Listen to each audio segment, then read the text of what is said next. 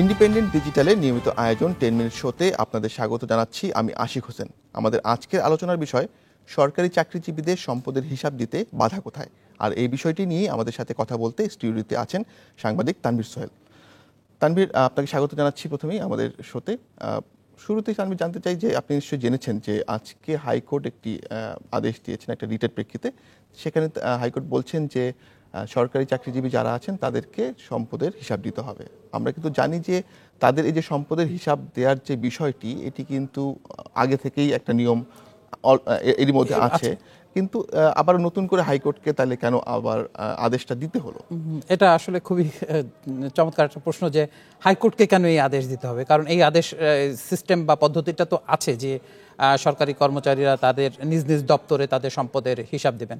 এর প্রধান কারণই হচ্ছে, যদি আপনি দেখেন তাহলে হচ্ছে যে সরকারি কর্মচারীরা আসলে এই হিসাবটা দেন না। তারা যেখানে দেওয়ার কথা তাদের হিসাবটা নিজ নিজ দপ্তরে যে আলাদা করে হিসাব দেওয়ার কথা, এটি কিন্তু তারা দেন না। তা এই জিনিসটা এভাবেই প্রথাগতভাবে চলে আসছে যে তারা আয়কর দেন, আয়কর রিটার্ন দেন। সো যেহেতু তারা আয়কর রিটার্ন দেন, নতুন করে তাদের আসলে আর এটা আলাদা করে দেওয়ার কিছু নাই। তারা ওইখানেই তাদের সম্পদের সব হিসাব দিয়ে দিচ্ছেন। কিন্তু এখানে প্রশ্ন হচ্ছে যে আয়কর রিটার্ন যখন তারা দাখিল করেন, সেটি তো আসলে একটা গোপনীয় বিষয় থাকে। যে এখন জন্ম সনদ দিয়ে খোলো বিকাশ স্টুডেন্ট অ্যাকাউন্ট, নিজের বিকাশ নিজে কর। কিন্তু নিজ দপ্তরে যখন এই জিনিসটা আসে, নিজ দপ্তরে যদি থাকে, তাহলে কিন্তু তার সম্পদের আসলে পরিমাণটা কত সেটা কিন্তু তার দপ্তর সম্পর্কে দপ্তর জানতে পারে। প্রতি বছর যদি এটা আসতে থাকে, দেওয়া জমা হতে থাকে, তাহলে কিন্তু ওই কর্মকর্তা কর্মচারী এক ধরনের চাপের মধ্যে থাকেন যে আসলে আমার সম্পদ গত বছর এই ছিল, আমার সম্পদ এখন এই পরিণত হয়েছে। ফলে এবং এটি তাহলে কি হয় যে পাবলিক হতে পারে ডিপার্টমেন্টের কাছে থাকলে, যেটা এনবিআর এর কাছে থাকলে এটা পাবলিক হয় না। আপনি ছোট্টভাবে যদি আমরা একটা উদাহরণ দেই, আপনি দেখবেন যে জনপ্রতিনিধি যখন হন, অর্থাৎ যিনি এমপি হন বা উপজেলা চেয়ারম্যান হন, পৌরসভা চেয়ারম্যান হচ্ছেন, ইউনিয়ন পরিষদ, তাকে কিন্তু হলফনামার মাধ্যমে তার সম্পদের হিসাব দিতে হচ্ছেন। তো জনপ্রতিনিধি বলতে হচ্ছে যে যিনি আমার কাজ করবেন, আমার সুযোগ সুবিধা তিনি ভোগ করবেন, এই জন্য সে জনগণের কাছে দায়বদ্ধ, যার কারণে তাকে এই সম্পদের হিসাব দিতে হবে। তখনও কিন্তু এটি হাইকোর্টের মাধ্যমেই আসছিল যে 8টা তথ্য তাদেরকে দিতে হবে, এবং সেখান থেকে কিন্তু আমরা নিউজ করতে পারি, আপনি যে কোনো সাধারণ মানুষ এটা দেখতে পারে যে তার সম্পদের পরিমাণ কি, 5 বছরের মধ্যে তার কত বাড়লো সেটা। তো একইভাবে সরকারি চাকরি যারা করেন, তারা তো রাষ্ট্রের ট্যাক্স, মানে জনগণের ট্যাক্সের টাকা তাদের বেতন হচ্ছে, এবং তারা কিন্তু জনগণের সেবার জন্যই হচ্ছে। যদি আমাদের এখানে এক ধরনের মনে হয় যেন কর্মকর্তা হয়ে গেছেন, তারাই আমাদের প্রভু হয়ে গেছেন, বিষয়টা তো আসলে তা না। তারা রাষ্ট্রের সেবক, একেবারে মানুষের সেবক হিসেবে। তো সেবক হিসেবে আমি যাকে নিয়োগ দিচ্ছি, সে আসলে কি করছেন, তার আসলে কি আছে না আছে সেটা জানার অধিকার তো তখন জনগণের থাকে। তো যখন সে এনবিআর এর মাধ্যমে দিচ্ছে, এটা কিন্তু পাবলিকলি আসছে না। এনবিআর এর বিষয়টি থাকে গোপনীয়, সবসময় লেখা থাকে, কিন্তু এটা একটা গোপনীয় বিষয় আর কি। এনবিআর চাইলে হয়তো কারোটা সেটা দেখতে পারে, কারোটা নাও দেখতে পারে, সেটা এনবিআর এর একান্ত নিজস্ব ব্যাপার। কিন্তু যদি একজন কর্মচারী বা কর্মকর্তা যদি তার ডিপার্টমেন্টের যে নিয়মটা করা আছে, গভর্নমেন্টের এই নিয়মটা কিন্তু ভালো নিয়ম সেটা আছে, সেখানে যদি দেন, তাহলে কিন্তু আসলে তার পরিবারের যে তার নির্ভরশীল যারা আছেন, বা স্ত্রী, সন্তান, বাবা মা পর্যন্ত যদি থাকে, সেই বিষয়গুলো যদি থাকে, আলাদা আলাদাভাবে হিসাব দেওয়া থাকলে এটি কিন্তু অনেক বেশি স্বচ্ছ হয়, এবং এতে আসলে এক ধরনের দুর্নীতি কিছুটা হলেও নিয়ন্ত্রণ করা যায় বলে অনেকে মনে করেন আর কি। আপনি বলছিলেন নির্ভরশীলদের কথা, তো আমরা দেখেছি যে কয়েকটি অভিযোগ এখন বেশ আলোচিত, সবগুলো ক্ষেত্রে কিন্তু দেখি যে কর্মকর্তাদের পাশাপাশি তাদের স্ত্রী সন্তানদের নামেও কিন্তু বিপুল সম্পদ আছে। তো এখন যেই আদেশটা দেওয়া হয়েছে, সেটা কিন্তু শুধুমাত্র কর্মকর্তাদের ক্ষেত্রে। সেক্ষেত্রে যদি তিনি আসলে দুর্নীতি করেন এবং সেই টাকাটা যদি তার স্ত্রী সন্তানদের নামে রেখে দেন বা তাদের নামে যদি সম্পদ করেন, তাহলে সেটা ধরার উপায়টা কি? এখানে আসলে ধরার উপায়টা হচ্ছে যে সবকিছু যে তিনি স্ত্রী বা সন্তানদের নামে সবকিছু করছেন, বিষয়টা তা না। আর একটা জিনিস হচ্ছে, আপনি যেটা বলছেন সম্পদের হিসাব যখন দেওয়া হয়, তখন কিন্তু তার স্ত্রী, বাচ্চাদের হিসাবও কিন্তু দিতে হয়। কারণ এনবিআর যখন আপনি ট্যাক্স ফাইল দিচ্ছেন, তখন কিন্তু আপনি আপনার ব্যক্তি দিচ্ছেন, নিজেরটা দিচ্ছেন। কিন্তু যখন আপনি সার্বিকভাবে একটা হিসাব দিবেন, যে আপনি, আপনার স্ত্রী তিনি কি করেন সেই পরিচয়টা থাকতে হয়, আপনার বাচ্চারা কত বড়, কত বয়স, তারা কি করছেন সেই হিসাবগুলো তো তাদের কাছে থাকতে হয়। তো ফলে সম্পদের হিসাব মানে কিন্তু শুধু যে একজন কর্মচারী তারটাই শুধু দিবেন, বিষয়টা কিন্তু তা না। তিনি কিন্তু সার্বিকভাবে তার যে আয়ের যে তার উপর যারা নির্ভরশীল, তাদের মানে টোটাল তার পরিবার, আমরা যদি পরিবার হিসেবে ধরি, পরিবারের একটা হিসাব কিন্তু তাকে দিতে হবে, অন্তত স্ত্রী সন্তানদের হিসাব কিন্তু তাকে দিতে হবে। যদি সেই সন্তান যদি হয় যে অর্থাৎ নাবালক হয় না, যে হয়তো সে আয় করেন না, তার ইনকাম নাই, সেক্ষেত্রে সেটা, আর যদি স্ত্রী আয় করেন বা অন্য কোনো চাকরি করেন সেটিও উল্লেখ করা যেতে পারে আয়কর ইসের মধ্যে। তো সবকিছু মিলায় কিন্তু এটি অনেক সহজ হয় আর কি, যে তাহলে যেটা হয় যে মানুষ জানতে পারে যে ওই ব্যক্তির আসলে কি আছে, কি কতটা করতে পারে। দেখা যাচ্ছে যে এখন কিন্তু এই সুযোগটা নাই। আমরা কিন্তু অনেক সময় দেখি যে অনেকে চাকরিতে ঢোকেন, বলা হয় যে তার বাবা ছিলেন একজন দরিদ্র পরিবারের সন্তান ছিলেন, তিনি একটা ভালো চাকরি পেয়েছেন, আমরা সবাই খুব উৎসাহিত হই, আনন্দিত হই যে, এবং তাকে সাধুবাদ জানাই যে সে এই পরিবার থেকে তিনি উঠে এসেছেন এখানে। কিন্তু দেখা যায় চাকরি কিছু বছরের মধ্যেই তার বাড়ি গাড়ি দালান কোঠা অনেক কিছু হওয়া শুরু হয়ে গেছে, যেটা আসলে চাকরির বেতন থেকে সে যা পাচ্ছে তা দিয়ে কোনোভাবেই এটি সম্ভব না।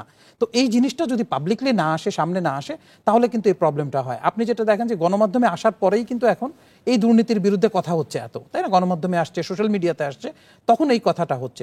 যদি এটি সামনে না আসে তাহলে কিন্তু গভর্নমেন্ট বা কোনো দপ্তর কিন্তু এটি নিজ থেকে আগ বাড়িয়ে করবে তা বলা যাবে না, কারণ বিভিন্ন দপ্তরগুলোও তো নিজেরা অনেক ক্ষেত্রে দুর্নীতি করবে, সবই তো সরকারের এক একটা দপ্তর, তো কেউ কাউকে অতটা ঘাটাতে কিন্তু চাইবে না, সবার জন্য এই প্রবলেমটা থাকে।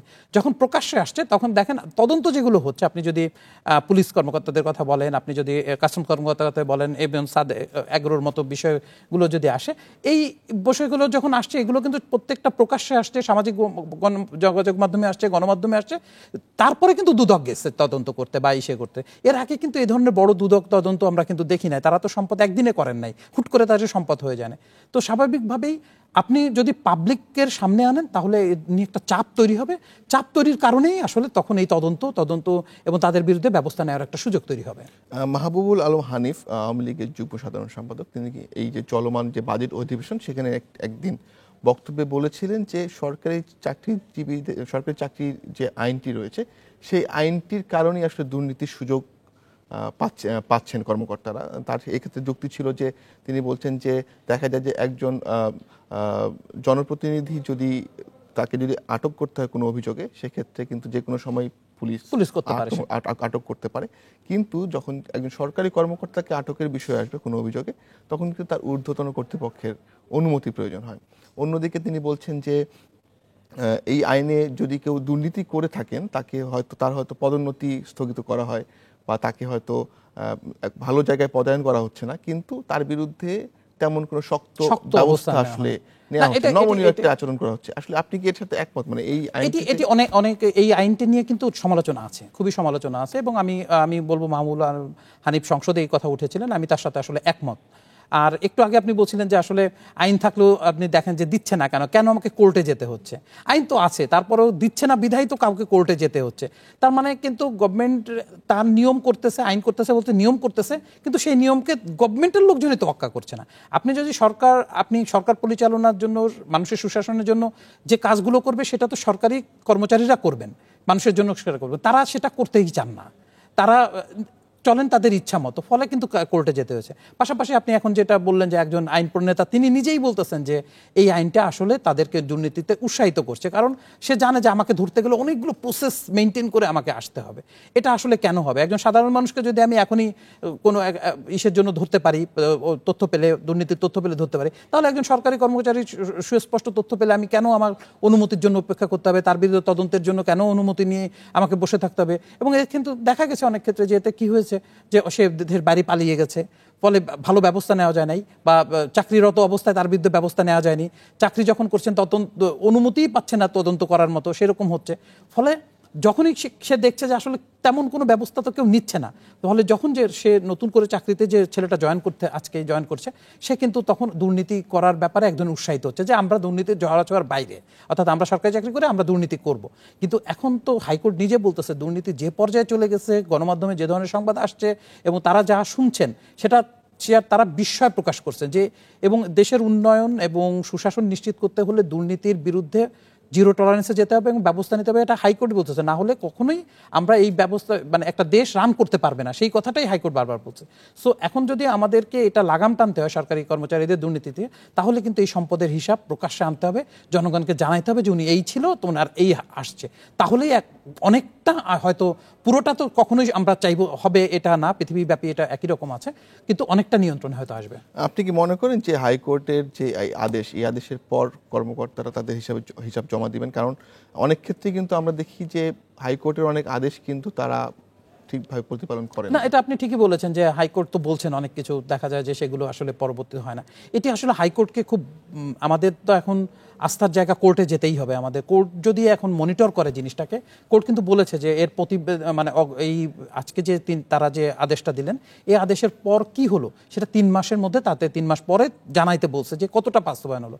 তো কোর্ট যদি এটি মনিটরিং করে এবং কোর্ট যদি এটা বারবার চাপ প্রয়োগ করে এবং এটা করতে থাকে, এটা হতেই হবে। তখন মানুষের মধ্যে সচেতনতা তৈরি হবে, কোর্ট বলছে, তখন তাদের মধ্যে থেকে একটা চাপ তৈরি হবে যে এত কিছু বলা হচ্ছে, দিদা দেওয়ার কথা নিয়ম সেটা তারা পালন করবেই না, অথচ সরকার তাদেরকে পালন করতে পারছে না, যে সরকারটা ক্ষমতা আছে তার উপরে চাপ তৈরি হবে, তাদের উপরে চাপ তৈরি হবে, এবং এটা করতেই হবে। এটা না করলে আসলে দুর্নীতি বন্ধ হবে না। তানভীর, আপনাকে অনেক ধন্যবাদ। নিশ্চয়ই পরবর্তীতে আবার আপনার সাথে কথা হবে। আজ এ পর্যন্তই, দেখা হবে পরের পর্বে, রবি থেকে বৃহস্পতি। দেখতে থাকুন 10 মিনিট শো, সাথে থাকুন ইন্ডিপেন্ডেন্ট ডিজিটালের।